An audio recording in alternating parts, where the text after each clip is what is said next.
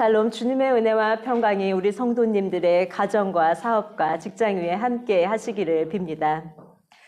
우리 성도님들께서는 마음이 어려우실 때 혹은 스트레스를 받으실 때 그때마다 특별히 꾸는 꿈들이 있으신가요? 저는 있습니다. 목회자로서 마음이 어려울 때 주님께 모든 것을 내려놓고 항상 평안한 꿈만을 꾸면 참 좋겠지만 가끔은 그렇지 못합니다.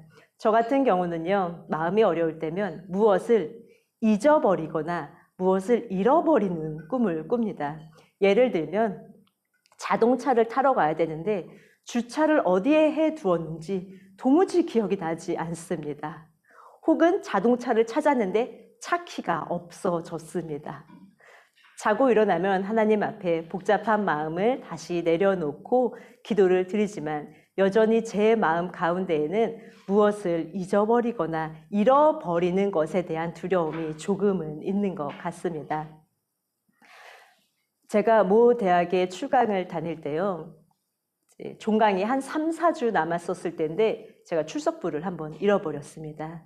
출석부에 학생들의 출결 사항이 당연히 기록되어 있고 중간고사 점수도 기록이 되어 있습니다. 그리고 학생들의 시험지와 출석부를 교무실에 제출해야 하고요.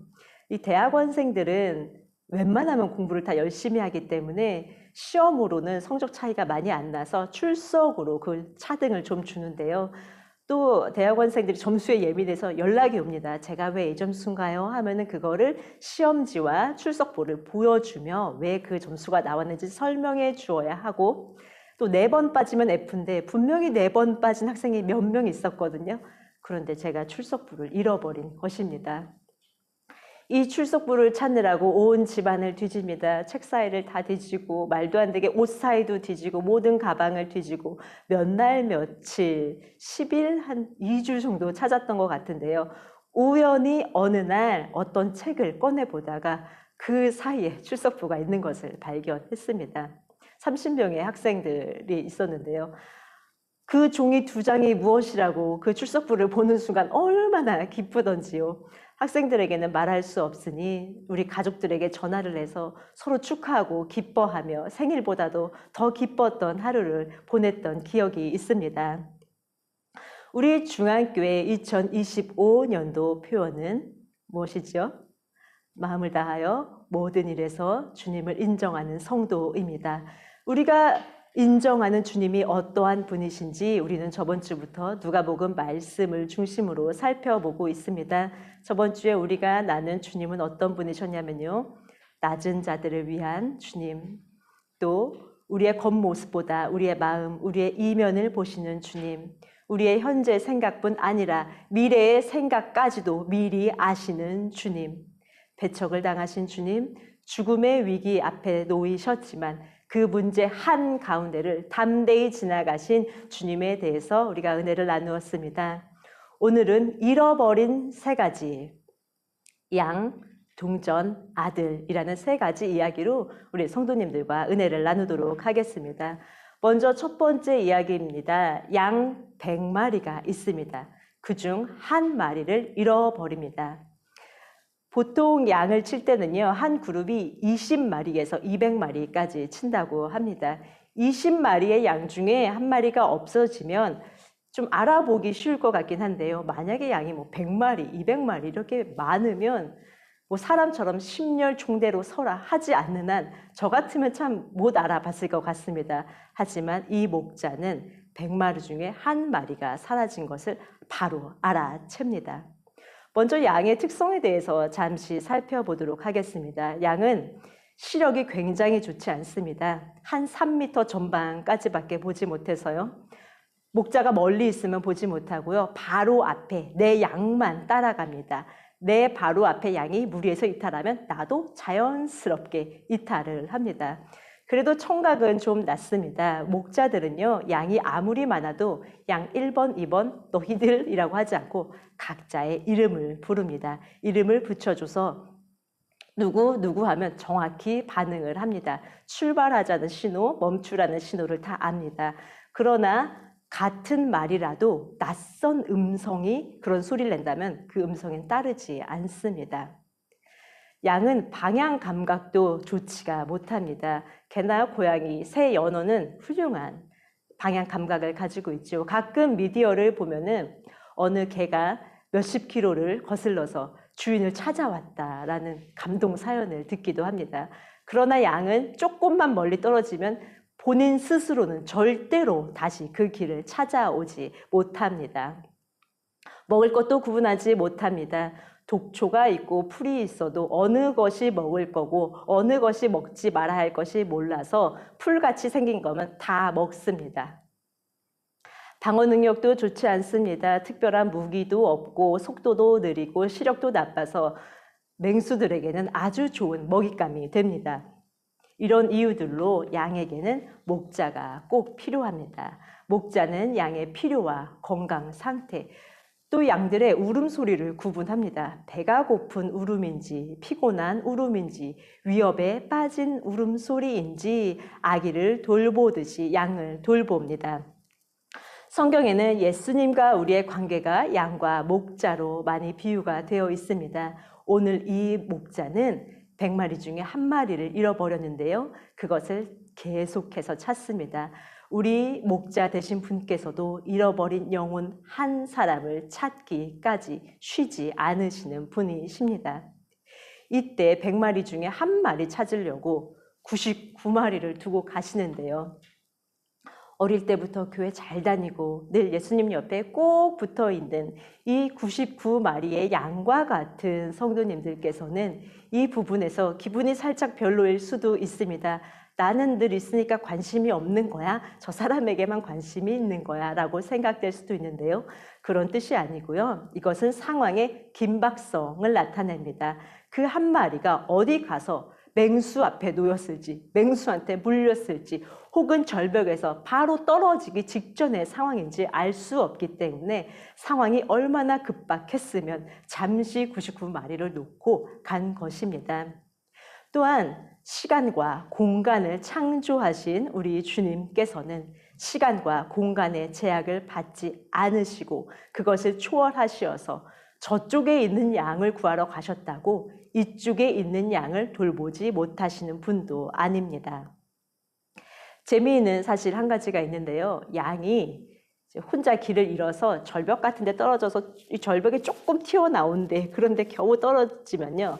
목자가 그것을 발견하고 꺼내려고 할 때 양은 그 손을 뿌리친다고 합니다. 나한테 개입하면 내가 더 위험해질까 봐 오히려 그걸 뿌리치고 뒷걸음치다가 추락하는 일들이 많이 나타난다고 합니다. 위험한 상황에서 목자를 믿지 못하고 내 힘으로 살아보려고 발버둥을 칩니다. 그러한 습성을 아는 목자는 양의 힘이 다 빠질 때까지 기다립니다. 건드려도 꼼짝도 못할 때까지 기다립니다. 그것이 양을 구해내기 위한 방법입니다. 우리도 살아가면서 위급한 상황에 놓일 때가 있습니다. 하나님을 의지하지 않고 내 힘으로 할 수 있을 것 같은 상황들이 있습니다. 그분을 피해 다니기도 합니다. 혹은 어쩔 때는 나를 모른 척하고 있는 것 같습니다. 나는 이렇게 울고 하나님 찾는데 왜 나를 도와주시지 않으시나 하는 생각이 들기도 합니다. 그러나 그때 주님은 우리를 피하시는 것도 아니시고 우리의 힘이 다 빠질 때까지 우리가 온전히 우리 자신을 그분의 손에 의탁 드릴 때까지 기다리고 계신 것입니다. 늘 하나님 앞에서 우리는 힘을 뺍시다. 어떻게 보면 양 한 마리의 가치는 적게 느껴질 수도 있습니다. 양의 임신 기간이 5달에서 6달 정도이고요. 보통 새끼를 낳으면 한 번에 한 마리에서 2마리 정도 출산을 합니다. 많이 낳는 종들, 다산종들은 3마리에서 5마리를 출산을 합니다. 만약에 지금 양떼가 100마리인데요. 그 중에 절반만, 보통은 암놈이 더 많죠. 근데 만약에 절반만 암놈이라고 해도 50마리가 한 번만 출산을 하면 한 마리씩 낳으면 100마리, 2마리씩 낳으면, 한 마리씩 낳으면 50마리가 늘어나고요. 2마리씩 낳으면 100마리가 늘어납니다. 게다가 이 없어진 양이 어디에 안전하게 있으면 다행이지만 만약에 찾으러 갔는데 맹수한테 물려 있다거나 맹수 앞에 있다면 목자는 그 양을 구하기 위해서 맹수와 싸워야 합니다. 내가 목숨을 걸고 저 양 한 마리 구하겠다고 맹수와 싸우느니 그냥 시간이 좀 지나면 양들이 출산 한 번씩만 하면 훨씬 그 한 마리는 기억도 안 날 것 같을 수도 있습니다. 그러나 우리 목자 되신 분께서는 한 마리가 없어졌을 때 다른 양으로 대체할 수 있다고 말씀하시지 않습니다. 그 양은 대체 불가한 존재입니다. 다른 양이 아닌 바로 그 양에게 목자는 관심이 있습니다. 마침내 그 양을 찾았을 때에는 얼마나 기쁘고 이 양이 사랑스러운지 이 양을 땅에 걸리지도 않습니다. 어깨에 들쳐맵니다. 이 힘들고 지쳤을 양을 생각하며 안아주고 포근하게 감싸줍니다. 두 번째 이야기는 한 드라크마를 잃어버린 여인의 이야기입니다. 한 드라크마는 당시 노동자들의 하루 품삯이었습니다. 이 여인에게 10 드라크마가 있다고 했는데요.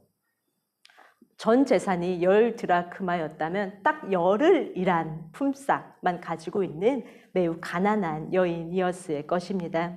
그래도 목자는 100마리 중에 하나, 100분의 1을 잃어버렸는데 이 여인은 10개 중에 하나, 10분의 1을 잃어버렸으니 얼마나 그 마음에 애가 탔을까요? 그 한 잎 한 잎이 이 여인에게는 너무나 소중했을 것입니다.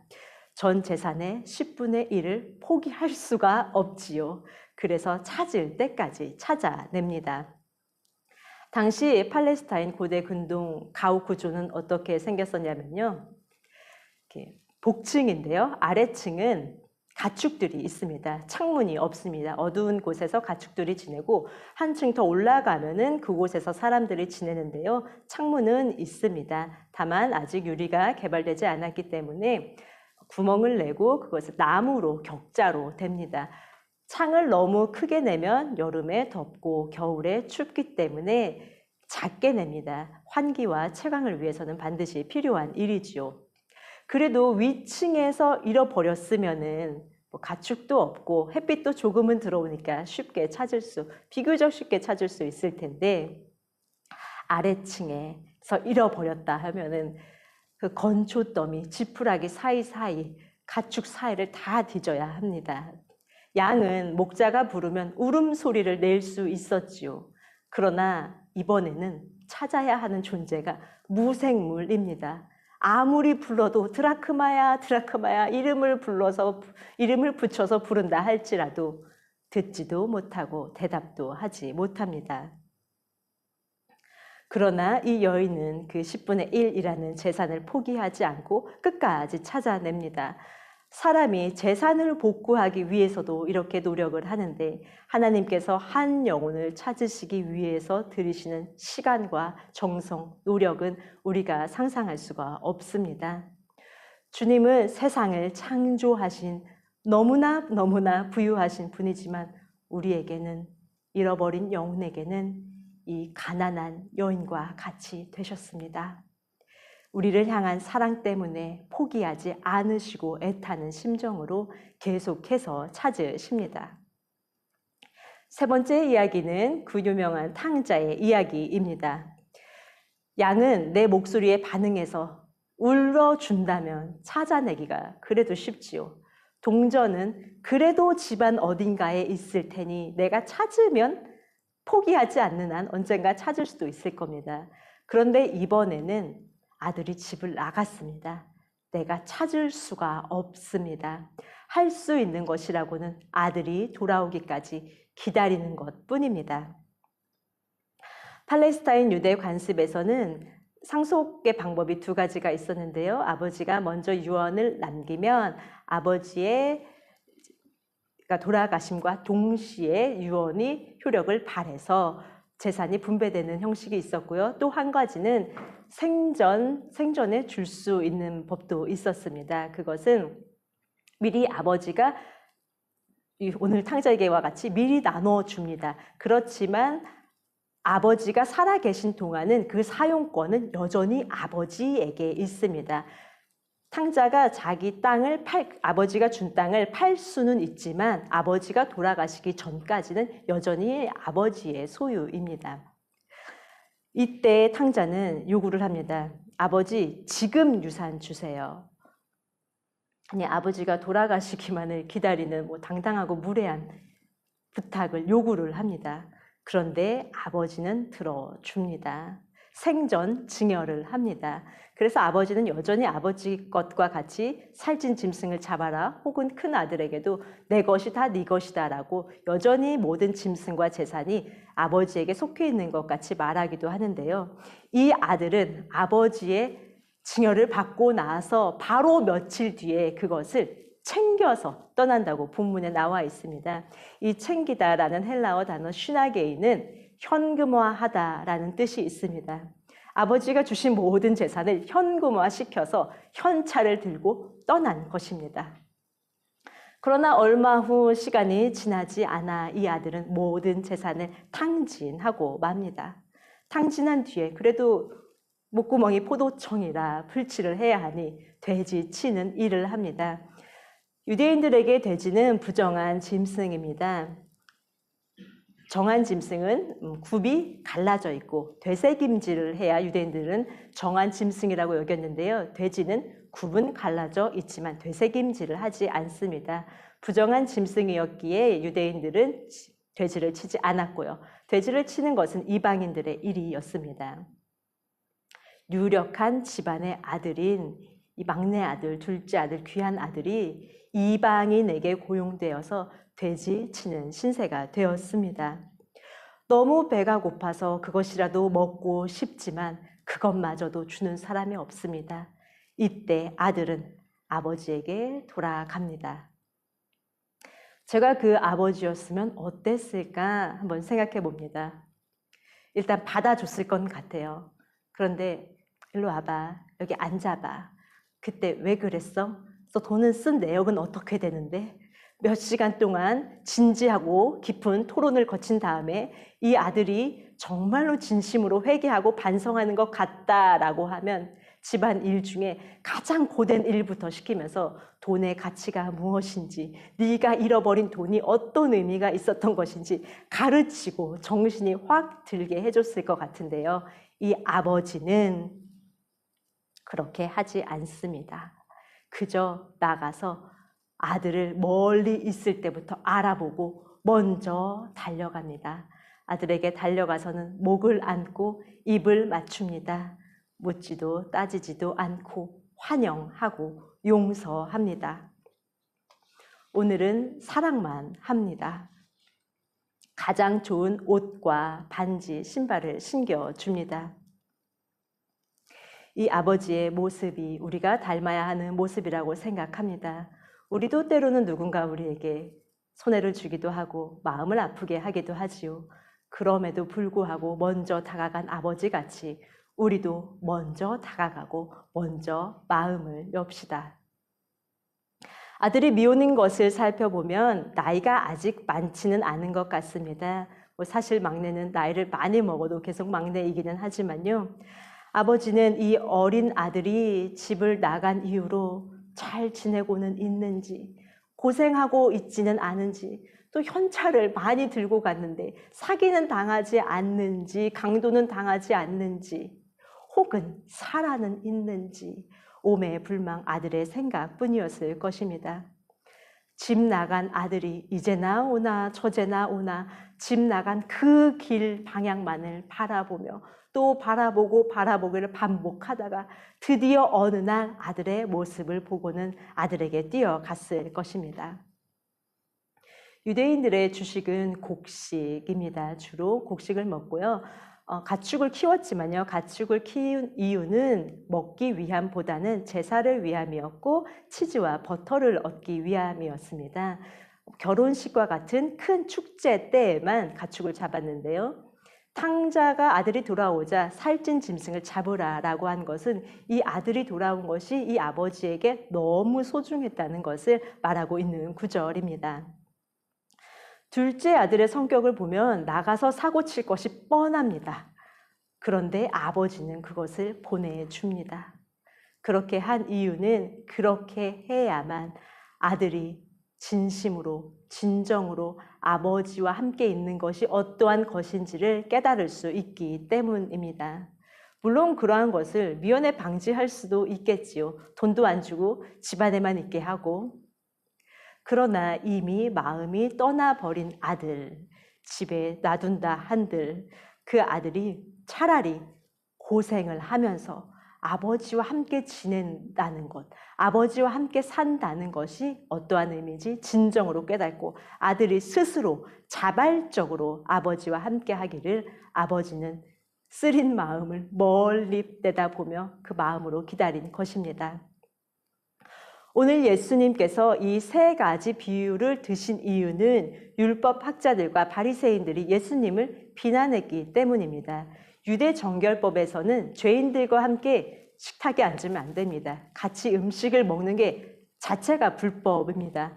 그런데 오늘 말씀을 보면, 누가복음 말씀을 보면 예수님께서는 그들과 식탁을 함께 하십니다.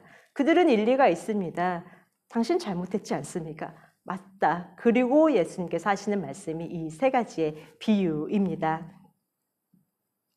죄인이라고 일컫는 사람들은 사실 진정한 의미의 죄인은 아닌 것 같습니다. 우리 모두 이 중 한 사람이라도 죄 짓지 않은 사람이 있나요? 다만 그 죄가 겉으로 드러나지 않았을 뿐이지요.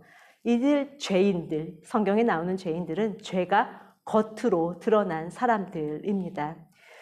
자신의 죄가 드러난 것만으로도 그 수치심과 죄책감에 무거운 짐을 지고 있었을 텐데요. 보통 사람들에게 이름을 다 알리고 신상을 공개하고 같이 밥도 못 먹게 하는 그 소외된 사람들, 그 외로움을 안고 살았어야 했습니다. 이런 소외된 자들이 잃어버린 영혼이며 하나님의 마음은 이런 자들을 향하십니다. 우리는 높은 사람, 유력한 사람, 잘난 사람과 밥 먹는 것을 좋아하지요. 그러나 우리 주님께서는 법으로까지 제정시킨 따돌림 받는 사람들과 함께 하셨습니다. 우리의 마음도 예수님을 닮아 소외된 사람들, 잃어버린 자들에게 향하기를 바랍니다. 예수님께서는 오늘 세 가지 비유를 말씀하시면서 이 동정과 양과 아들이 회개한 죄인으로 비유를 하거든요. 탕자는 회개를 했습니다. 회개라는 것은 내가 가던 길에서 완전히 돌이키는 것. 한 10도, 30도, 제가 조금은 변했어요 말고 180도 돌이키는 것이, 유턴하는 것이 바로 회개입니다. 탕자는 정확히 회개했습니다. 내가 무엇을 잘못했는지 깨닫고 자리에서 일어나서 방향을 틀어서 아버지께로 돌아갔습니다. 내가 무엇을 잘못했는지 고백했습니다. 탕자는 내가 지금 너무 초라한데 여기서 좀 더 성공해서 노력해서 돈 좀 벌고 좋은 옷, 양복 입고 아버지 드릴 용돈도 좀 두둑하게 챙기고 좋은 자동차 뽑아서 아버지 뵈러 가야지라고 생각하지 않았습니다. 혹은 아버지를 배신한 내가 무슨 자격이 있나 하면서 죄책감에 빠져서 아버지를 보러 돌아오지 못하지도 않았습니다. 가룟 유다는 죄책감 때문에 예수님을 팔고 나서 잘못된 생각을 하지요. 그러나 탕자는 지금 내 모습 그대로 신발을 신겨주신 걸로 신발도 없었던 것 같습니다. 당시 노예는 신발이 없었지요. 신발도 없고 돼지 치던 모습 그대로 더러운 옷과 냄새 나는 모습으로 내 모습 그대로 아버지께로 갑니다. 당시 유대인들은 장자는 다른 형제들보다 2배 상속을 더 받았거든요. 아들이 둘이니까 3등분해서 큰 아들에게는 3분의 1을 주고 작은 아들에게는 3분의 1을 주었습니다. 아버지가 평생 모은 재산을 얼마 만의 기간인지 모르지만 순식간에 탕진하고 집으로 돌아왔습니다. 사실 엄밀히 따져보면 탕자가 돌아온 이유는 아버지의 마음이 아플까 봐 돌아온 것이 아닙니다. 아버지의 심정을 헤아려서 돌아온 것이 아니라 내가 당장 먹고 살기 수가 없어서 내가 당장 너무 힘들어서 아버지에게 돌아온 것입니다. 탕자가 과거에 어떤 행동을 했던 돌아온 의도가 무엇이건 성경에서는 이것이 회개라고 합니다.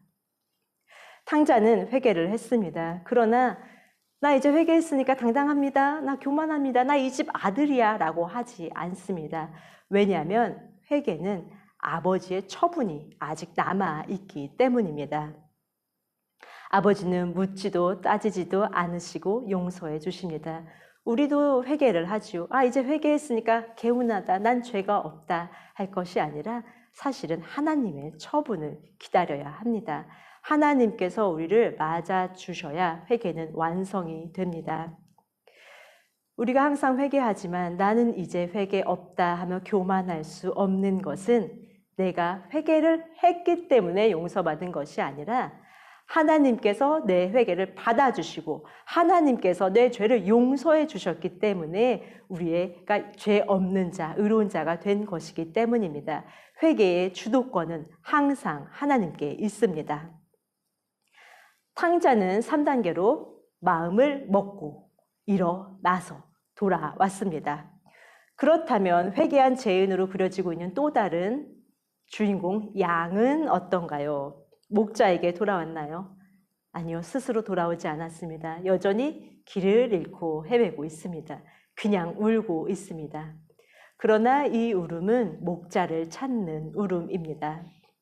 신세한탄, 자기 연민 혹은 억울한 감정에서 오는 울음이 아니라 목자를 찾는 울음으로 양은 울었습니다. 탕자같이 의도적으로 떠나지는 않았지만 우리가 볼 때 양은 회개라고 할 수 있는 것을 하지 않았습니다. 그래도 성경은 회개한 한 사람으로 비유하고 있는데요. 이 양이 한 일, 목자를 찾으며 운 것, 그것이 회개이며 우리 주님께서는 우리들의 작은 탄식 소리와 신음 소리를 늘 듣고 계시는 분이십니다. 그래도 양은 스스로 돌아오지는 못했어도 울기라고 했습니다. 그러나 동전은 무엇을 했을까요? 아무것도 한 것이 없습니다. 심지어 동전은 스스로 떠나지도 않았습니다. 잃어버림을 당하는 수동 형태로 잃어버림을 당했습니다. 탕자처럼 아버지께 돌아갈 수도 없고 양처럼 울 수도 없고 바로 옆에 주인이 지나가는 게 보이는데 부를 수가 없습니다. 어둡고 캄캄한 곳에서 아무리 무서워도 저쪽에 빛이 있는데 그것으로 내 힘으로 걸어갈 수도 굴러갈 수도 없습니다. 시간이 지나가며 이 동전 위에는 먼지가 쌓이기 시작합니다. 벌레도 지나갑니다. 벌레가 지나가며 배변을 싸면 배변을 맞아야 합니다. 이대로 나는 영원히 먼지 가운데 쌓이는구나 라는 생각이 들어도 모든 것을 그대로 받아들이며 그저 그 자리에 있는 것 밖에는 이 동전이 할 수 있는 일이 없습니다. 그렇지만 마침내 주인은 이 동전을 찾아냅니다. 동전이 한 일은 정말 아무것도 없는데요. 말씀은 뭐라 하시냐면 이와 같이 죄인 한 사람이 회개하면 하나님의 천사들이 기뻐한다 라고 하십니다. 이것이 하나님께서 보시는 회개, 동전이 한 일 기다린 것, 우리가 주님을 기다린 것이 회개입니다. 우리도 때로는 의도적으로 탕자같이 의도적으로 떠나기도 하지요. 혹은 어떤 때에는 이 동전과 같이 내가 무엇을 잘못했는지 모르겠고 의도하지도 않았는데 죄 가운데 나도 모르게 빠져버릴 때가 있습니다. 내가 할 수 있는 것은 하나도 없고 왜 내가 지금 이 상황이 되었는지 어쩌다 이렇게 되었는지 이 상황을 빠져나갈 수 있는 길은 무엇인지 어떻게 해야 저 빛 가운데로 다시 가고 어떻게 해야 즐거운 옛 생활을 다시 할 수 있는지 알 수가 없을 때가 있습니다. 내가 할 수 있는 일이 아무것도 없을 때가 있습니다. 바로 그때 우리가 할 수 있는 것은 하나님을 기다리는 것입니다. 우리가 하나님을 선택하고 오늘도 예배에 나오고 주님을 믿는 것 같지만 사실은 하나님께서 우리를 찾아내신 것입니다. 이 잃어버린 동전과 같이 우리는 우리 자력으로는 빛으로 나갈 수 있는 존재가 아닙니다. 내 울음소리 아무에게도 들리지 않고 내 괴로움 아무도 알아주지 않고 시간이 흘러 나에게는 먼지만 쌓이는 것 같고 희망이 없어 보일 때 우리는 여전히 하나님을 기다릴 수 있습니다. 드라크마 주인이 그 드라크마를 찾아낼 때까지 찾은 것처럼 주님께서도 우리가 아무리 먼지 가운데 있다 하더라도 우리를 찾을 때까지, 잃어버린 영혼을 찾을 때까지 쉬지 않으실 것입니다. 말씀을 정리하겠습니다. 우리가 인정하는 주님, 마음을 다하여 우리가 인정하는 주님이 어떠한 분이신가요? 오늘 말씀을 통해서는 잃어버린 영혼을 향해 애가 타는 주님이십니다. 또한 죄인과 소외된 자들의 친구가 되어주시는 분이십니다. 우리의 신음과 작은 탄식에도 귀를 기울여 주시는 분이십니다. 우리도 주님께서 하셨던 것처럼 나를 포함한 모든 이웃에게 먼저 마음을 열고 먼저 다가감으로써 마음을 다하여 모든 일에서 주님을 인정하는 성도분들이 되시기를 예수님의 이름으로 축복합니다. 잠시 말씀을 생각하시면서 기도드리시겠습니다. 소외된 자들의 친구가 되어주신 예수님을 믿으면서 나는 높은 자들과 높은 곳에만 오르고 싶지는 않았는지, 내가 하나님을 믿어도 내 스스로 한다며 영적으로 교만해지지는 않았는지 말씀을 생각하며 기도드립시다.